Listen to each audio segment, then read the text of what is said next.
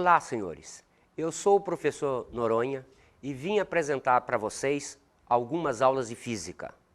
O tema da nossa aula será equações dimensionais e sistemas de unidades. Então, vamos começar definindo alguns termos de física. Por exemplo, a grandeza física. O que é uma grandeza física? Nós temos ideia da grandeza física como sendo algo que está associado a uma medida. Evidentemente, mais tarde vamos definir o que é a medida física.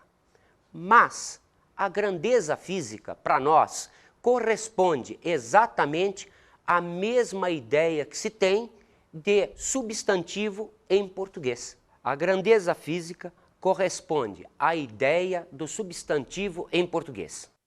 Da mesma maneira como a grandeza corresponde à ideia do substantivo em português, temos também a ideia do adjetivo.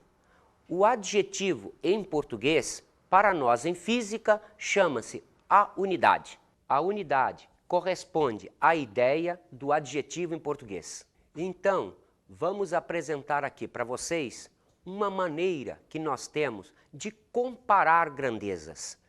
Como se comparam as grandezas? Através das equações dimensionais.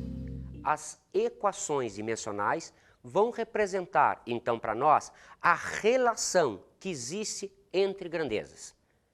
Essas grandezas podem ser classificadas de várias maneiras. Por exemplo, nós podemos classificar as grandezas em escalares e vetoriais. O que são as grandezas ditas escalares? São aquelas cuja soma se faz através de um processo escalar. O que são as grandezas vetoriais? Grandezas vetoriais são aquelas cuja soma se faz através da regra do paralelogramo. Então, quando nós somarmos grandezas vetoriais, nós estaremos somando, além dos seus valores, seus módulos, sua direção e seu sentido. As grandezas também podem ser definidas como fundamentais ou derivadas. O que são grandezas fundamentais? São aquelas que nós escolhemos arbitrariamente para sistemas de unidades. As grandezas derivadas são todas aquelas que serão definidas a partir dessas fundamentais. Para isso, nós usamos o chamado Teorema de Bridgman. O Teorema de Bridgman mostra para nós a relação que existe entre as grandezas derivadas e aquelas que foram estipuladas como grandezas fundamentais. Esta equação representa, então, a grandeza derivada G em função de grandezas fundamentais G1, G2, G3, G4, Gn, elevadas aos expoentes alfa, beta, gama, ômega. Observe que nesta equação nós estamos estabelecendo a relação que existe entre esta grandeza, que é a grandeza derivada, com estas grandezas que são as fundamentais, onde o G maiúsculo é a grandeza derivada, o K é uma constante matemática e o G minúsculo representam grandezas arbitrariamente escolhidas como fundamentais. Observe que algumas grandezas fundamentais clássicas são o comprimento, onde L é a dimensional de comprimento, a massa, que tem dimensional M maiúsculo, tempo, que tem dimensional T maiúsculo. Notaram que as dimensionais são representadas sempre por letras maiúsculas. Quando elas são fundamentais, elas aparecem assim, com essa forma simples. Vamos a alguns exemplos. Por exemplo, a área de um triângulo. Todos vocês sabem que a área de um triângulo é dada pelo produto da base, pela altura, pela constante matemática meio. Pegamos, por exemplo, a área de um retângulo. É a base vezes a altura vezes a constante matemática 1. Vamos pegar, por exemplo, a área da circunferência de círculo. É π vezes o raio vezes o raio. Geralmente se diz aqui o raio ao quadrado.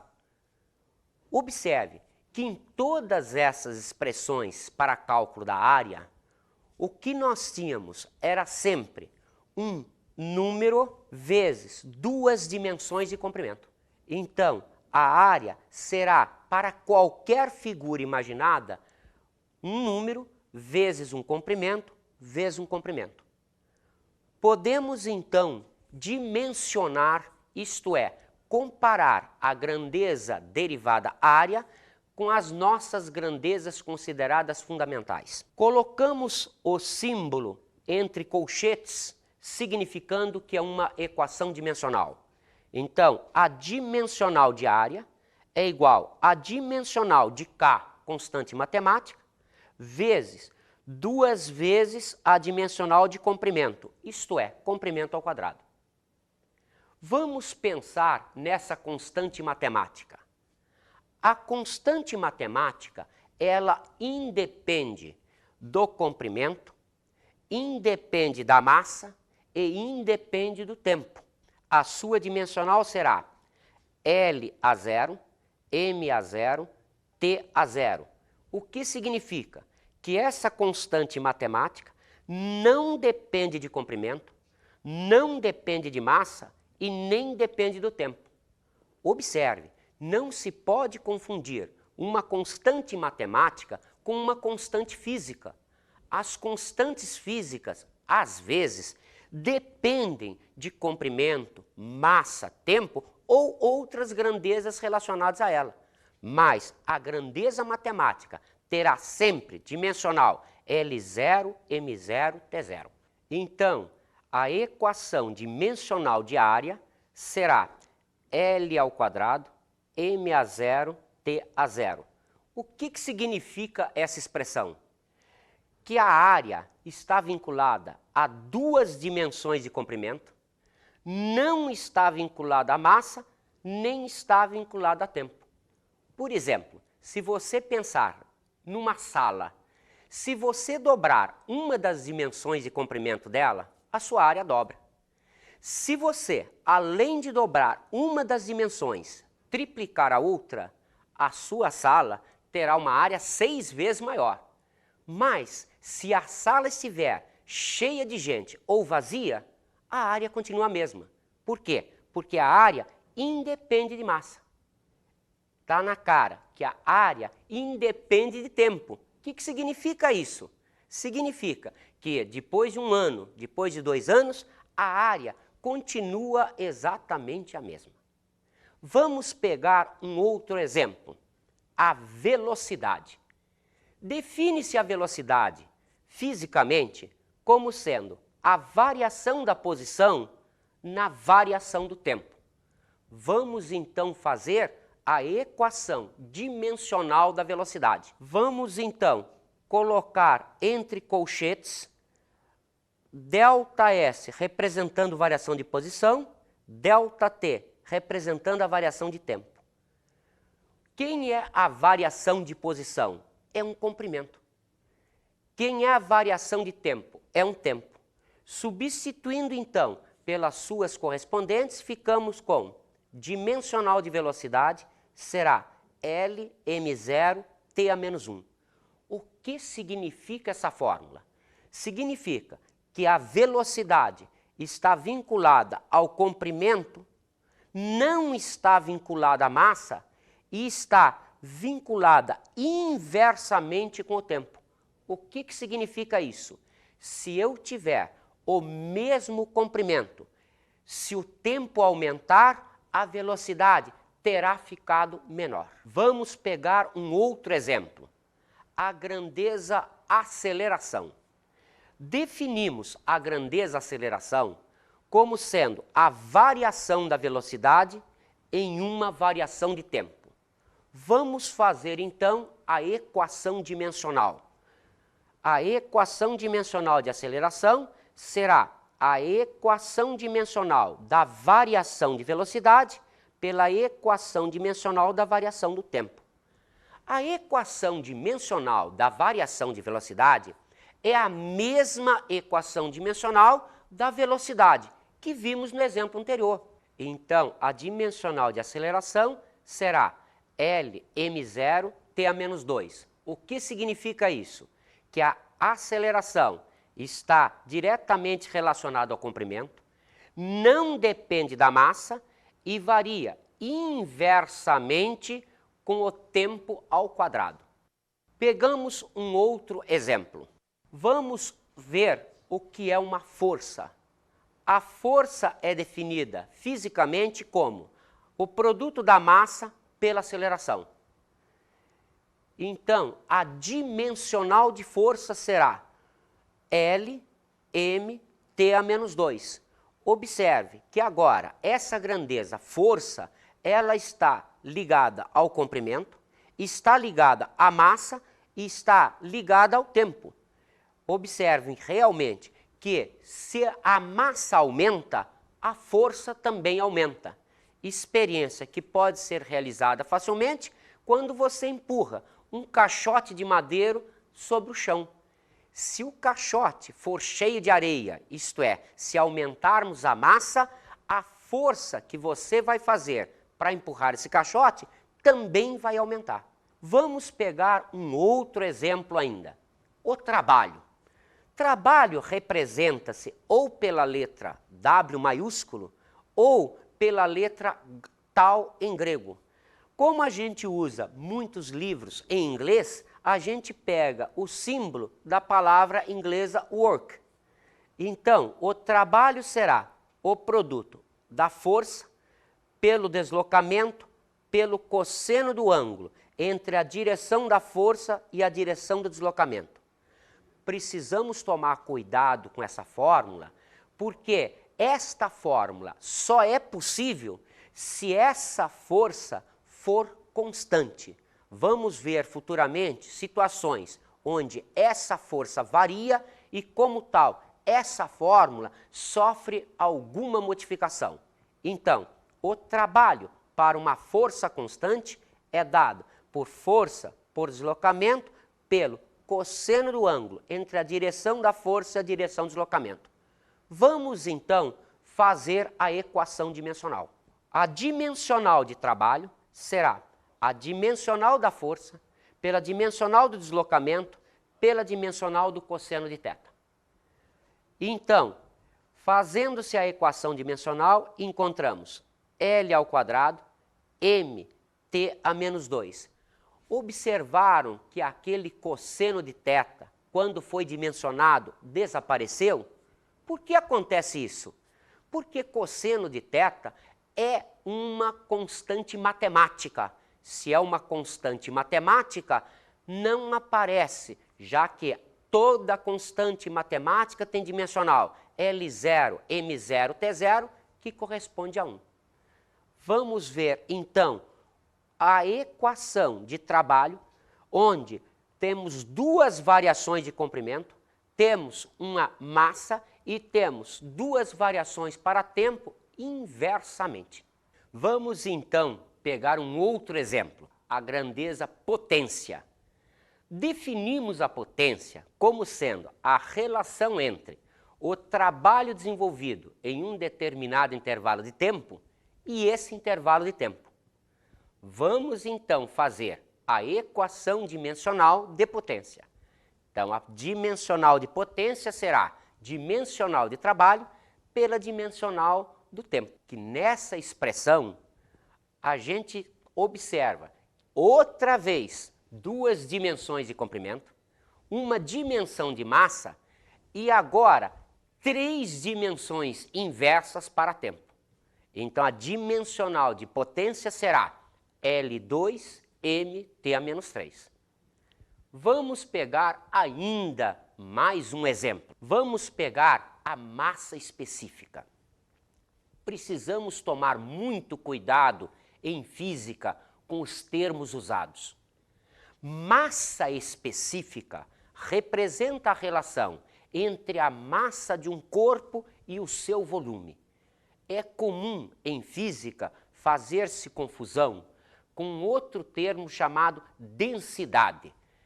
Isto daqui é a massa específica ou densidade absoluta. Quando falarmos apenas densidade, não será esta grandeza. Nós vamos ver futuramente, numa aula de hidrostática, como definirmos a densidade. Mas aqui o que nós temos é a massa específica, representando a relação entre a massa e o volume. Vamos então à dimensional. A dimensional de massa específica será a dimensional da massa pela dimensional do volume. Observe que isto vai nos apresentar L a menos 3, mt a 0. O que está significando isso? Está significando que a massa específica não depende de tempo.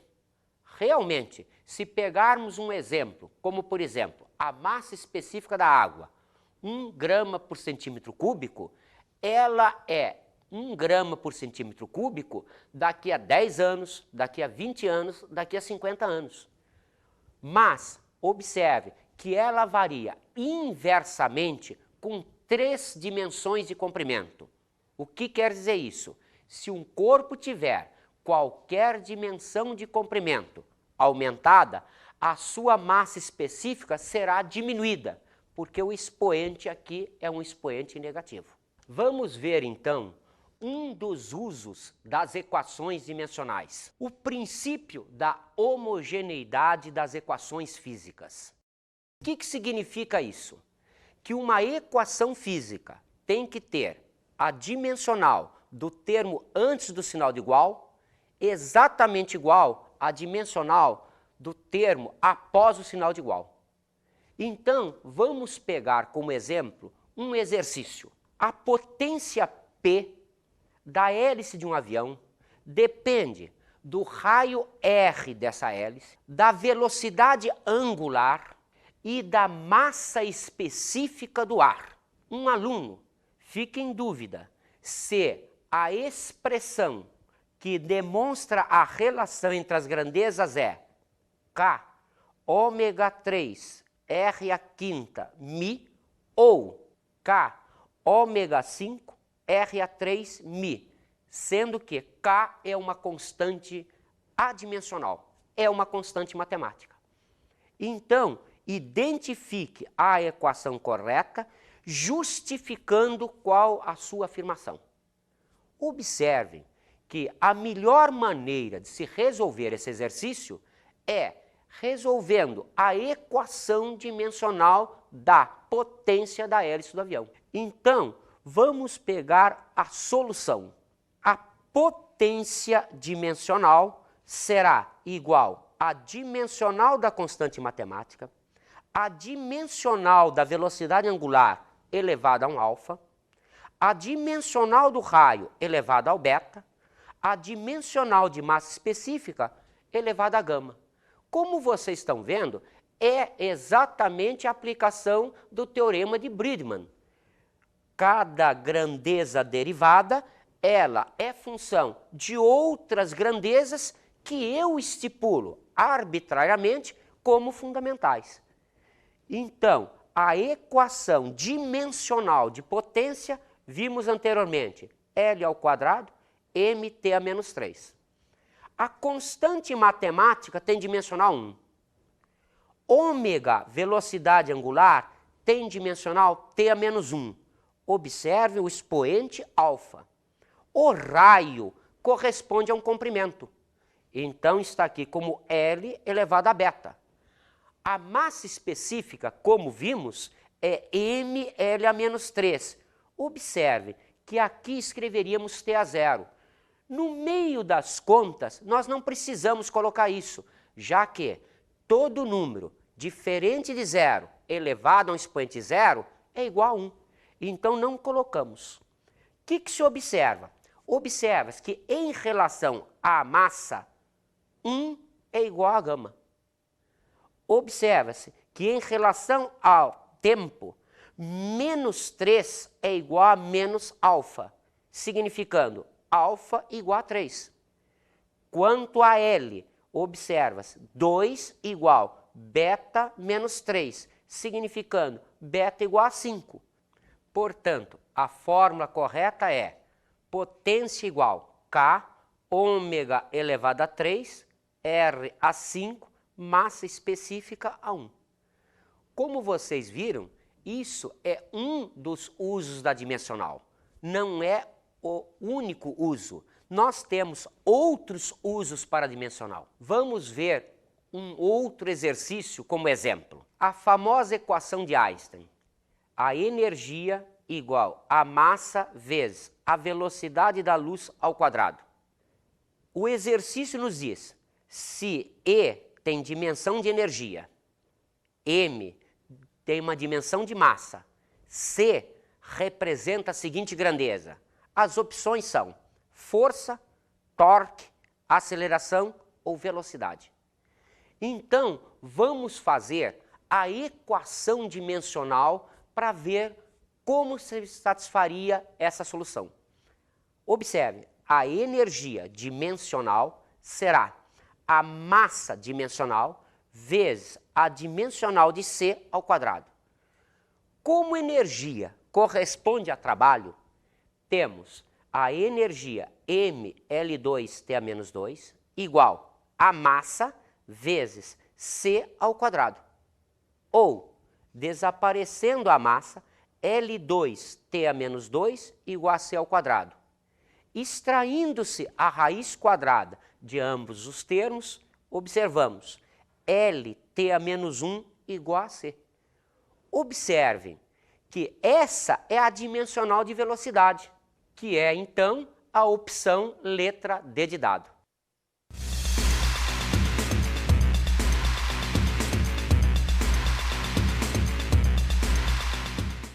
E aí, você já ouviu falar na teoria da relatividade? Já algumas vezes, Desenvolvida por Albert Einstein? sem dúvida. Então, vamos ver se você consegue dar umas voltas de bicicleta para ver se tem a mesma inspiração que ele. Ok? Beleza?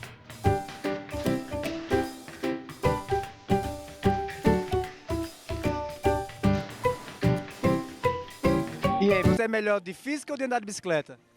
Eu acho que é de andar de bicicleta. Você já ouviu falar no Albert Einstein? Já. Aquele cientista que fez a teoria da relatividade? Aham. Vamos fazer uma experiência? Vamos? Quero ver se você consegue dar algumas voltas com essa bicicleta. Tem que andar em círculos.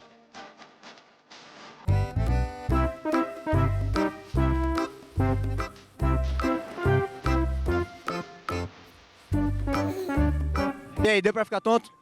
Deu. Então a teoria foi comprovada. O senhor já ouviu falar no Albert Einstein? Não. Não, então. É um cientista que desenvolveu a teoria da relatividade. Então, eu queria saber se o senhor poderia fazer a experiência, dar uma volta com essa bicicleta aqui pra gente. Toda a vida. Pode ser agora? Pode. Vamos nessa?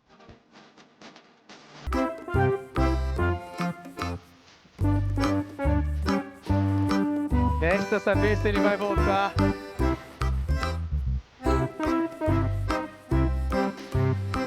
Parabéns! Obrigado. O senhor acabou de comprovar a teoria da relatividade. Eu com 50 anos tô andando bem, né? E aí, você já ouviu falar na teoria da relatividade? Já. Já? Vamos fazer uma experiência, ver se ela realmente funciona. Vamos, mano.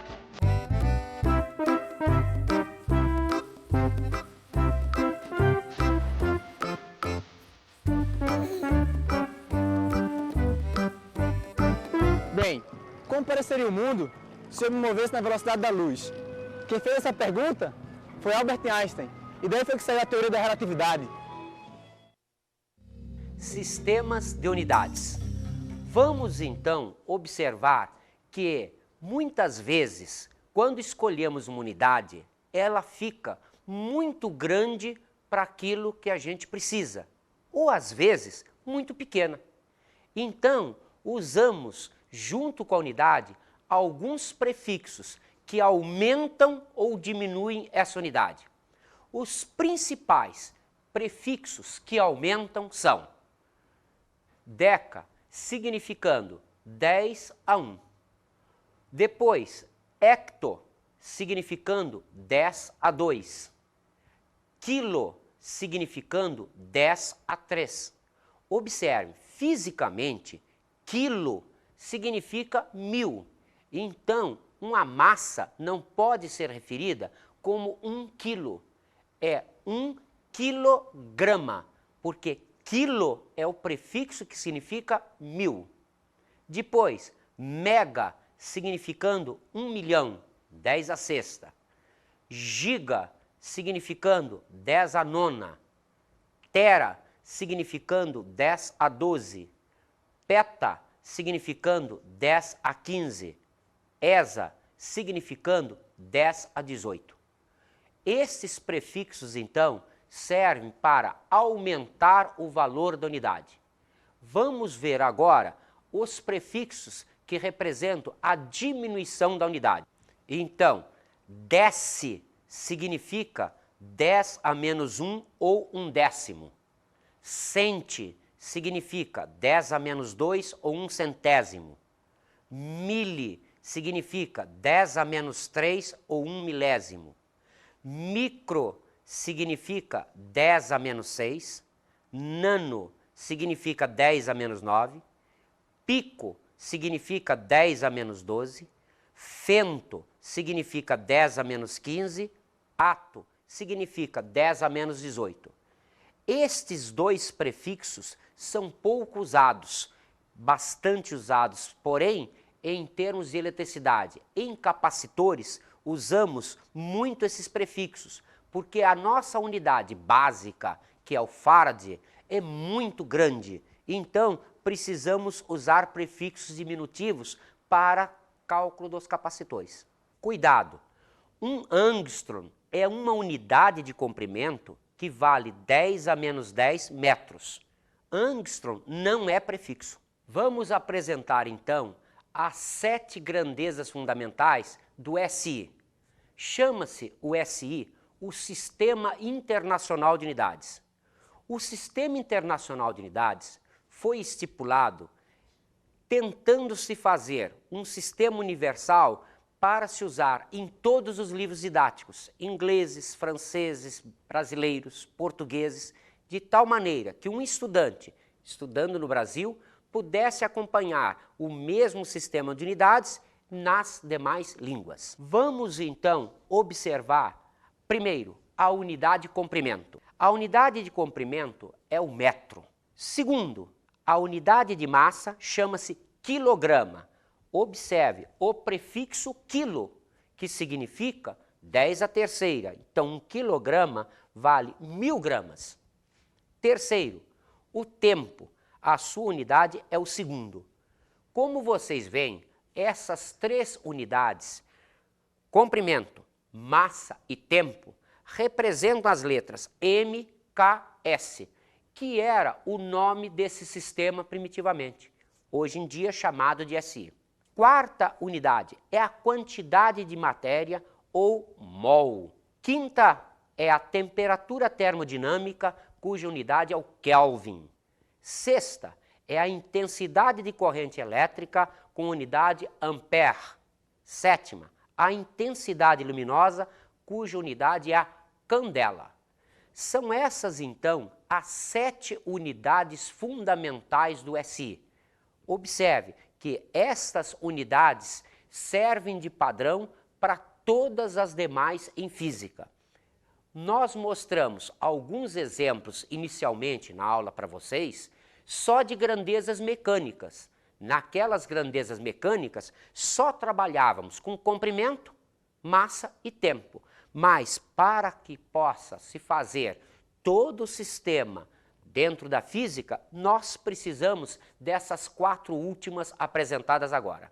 Existem ainda 2 unidades acessórias. Nós temos como unidades suplementares a unidade de ângulo plano, chamada radiano, e a unidade de ângulo sólido, chamada esterradiano. Então, vamos pegar alguns exemplos. A velocidade. No sistema CGS é centímetro por segundo ou centímetro segundo a menos 1. No sistema MKS. No sistema MKS, que se confunde com SI, é metro por segundo ou metro segundo a menos 1. No sistema técnico, mkgfs, metro por segundo ou metro segundo a menos 1. E existe uma unidade fora dos sistemas, mas que é muito usada, é o quilômetro por hora, tal que 36 km por hora corresponde a 10 metros por segundo. Vamos pegar um outro exemplo, a aceleração. No sistema CGS, centímetro por segundo ao quadrado ou centímetro segundo a menos 2. No MKS, que é o SI, metro por segundo ao quadrado ou metro segundo a menos 2. No sistema MKGFS, metro por segundo ao quadrado ou metro segundo a menos 2. Aqui não temos outras unidades fora do sistema. Vamos a outro exemplo, a força. No sistema CGS é a Dina, símbolo de YN. No sistema MKS, que é o SI, é o Newton. No sistema técnico é o KGF, quilograma-força. Vamos então a um exercício. Vamos ver qual é a relação entre o Joule e o erg. O Joule é a unidade de trabalho no sistema MKS ou SI. O erg é a unidade de trabalho no sistema CGS. Então vamos ver como resolver isso através de uma dimensional. Como são unidades de trabalho, colocamos a dimensional de trabalho. L2, MT a menos 2. Agora, vamos colocar para o SI, MKS, Joule, que é o trabalho, o comprimento ao quadrado, a massa vezes o tempo a menos 2. Repetimos para o sistema CGS. Então, o trabalho é erg, a unidade de comprimento ao quadrado, vezes a massa, vezes segundo a menos 2. Agora, vamos dividir membro a membro essas duas expressões. Joule sobre erg, metro quadrado sobre centímetro quadrado, quilograma sobre grama, segundo a menos 2, segundo a menos 2. Na divisão, esse termo vai desaparecer. Transformando, como os vimos naquela tabela, os prefixos nas suas potências 10, substituímos centi por 10 a menos 2. Substituímos o quilo por 10 a terceira. Como vocês veem, esta unidade vai desaparecer. Esta unidade vai desaparecer quando elevarmos ao quadrado. Cuidado! Elevando ao quadrado, aqui fica 10 a menos 4. Então, o nosso sistema fica Joule sobre erg, 10 a terceira sobre 10 a menos 4. Matematicamente, resolvemos, subtraindo algebricamente os expoentes. Ficamos, então, com Joule igual a 10 a sétima ergs. Observe que acabamos de achar a relação entre Joule e erg.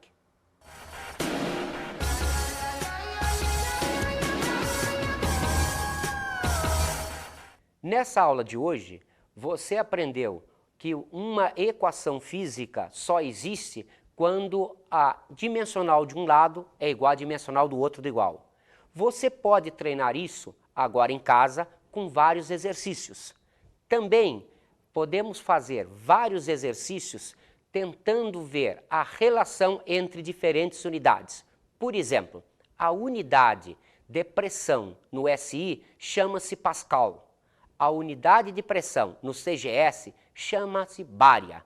Experimente fazer em casa, como você aprendeu aqui, a relação entre o Pascal e a bária. Uma dica, você deve encontrar que um Pascal vale 10 bárias. Com isso, nos despedimos até a próxima aula.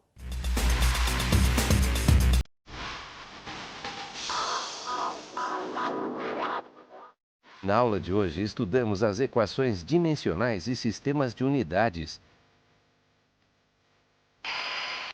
Lembre-se então, primeiro, Teorema de Bridgman. Segundo, as principais tabelas de prefixos aumentativos e diminutivos. Terceiro, o uso grande de dimensionais, quer seja para homogeneidade de equações físicas, quer seja para transformações de unidades.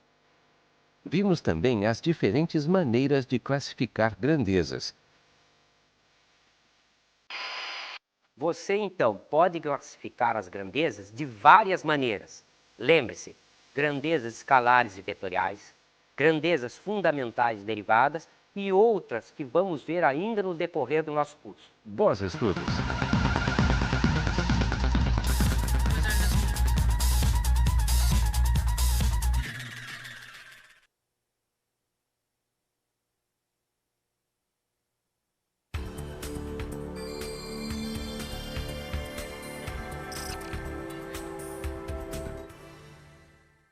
Observe, essa matéria, ela é primordial em todos os programas dos vestibulares. Ela aparece, quer seja nos vestibulares do IME, do ITA, das universidades federais e mesmo das particulares, como primeiro tópico. Mas, de um modo geral, isso não é explorado em termos de ensino de segundo grau. Então, é preciso que o aluno seja capaz de, ao final desta aula, aprender como resolver um problema ou um exercício envolvendo uma equação dimensional.